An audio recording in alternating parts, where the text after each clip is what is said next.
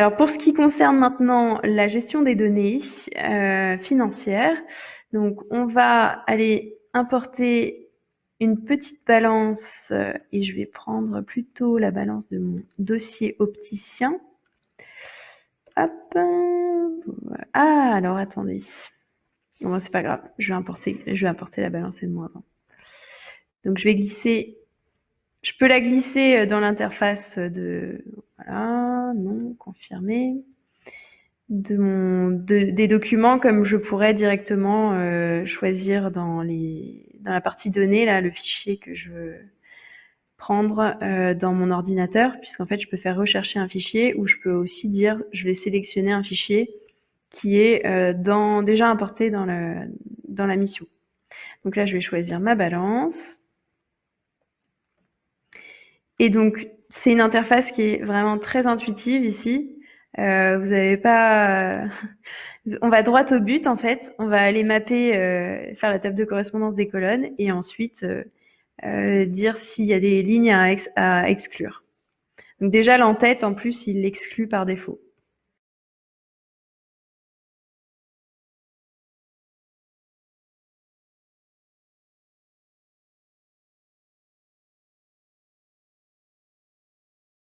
Donc là, hop, hop, je vois tout à la fin, j'ai un total que je vais exclure et je vais Et là, il faire faut un format importer. CSV, il faut un format TXT, peu importe, enfin, c'est un format Excel.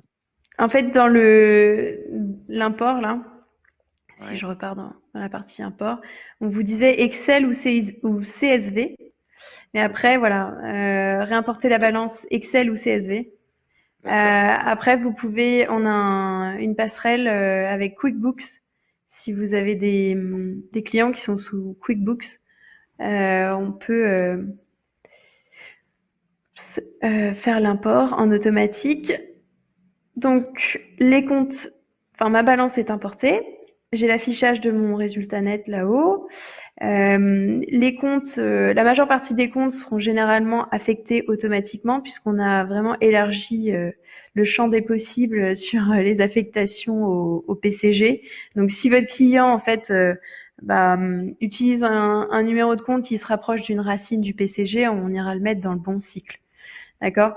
Par contre, si jamais il commence à créer des comptes avec des lettres, avec du 00, du 9, etc., bah, il faudra aller affecter manuellement le compte qui apparaîtra en non affecté. Donc là, je vous montre un exemple. Par exemple, alors est-ce que j'en ai hop là, ici, je dois avoir. Voilà, là j'ai un dépôt. Donc, en fait, ça se présenterait comme ça. Tous les comptes non affectés se présenteraient comme ici. Et hop, si jamais je le clique dessus, il doit pouvoir me proposer. Alors, je vais vous montrer peut-être plutôt avec l'autre compte. Voilà, celui-là. Dépôt et cautionnement, vous voyez, qui vous propose automatiquement des sections dans le bilan qui se rapprochent et qui pourraient être affectables. Ça, c'est une possibilité d'affectation. Après, bien sûr, on a l'affectation certainement plus simple par l'utilisation du plan comptable. Où là, en fait, vous allez chercher le compte qui va bien et vous avez une fonction recherche. Donc, je pense par exemple à des comptes auxiliaires. Vous pourrez retrouver le 401 fournisseur et glisser tous les éléments à l'intérieur, tous les comptes qui ne seraient pas affectés. Ok, donc une fois que mes données sont importées, j'aurai une possibilité d'avoir des états financiers automatiques, bien entendu. Le fait d'avoir fait un document avec toutes les feuilles maîtresses, c'était pour des questions de simplification encore. À savoir que souvent, on va dire, vous avez besoin d'avoir dans une même impression, en PDF par exemple, tous les cycles.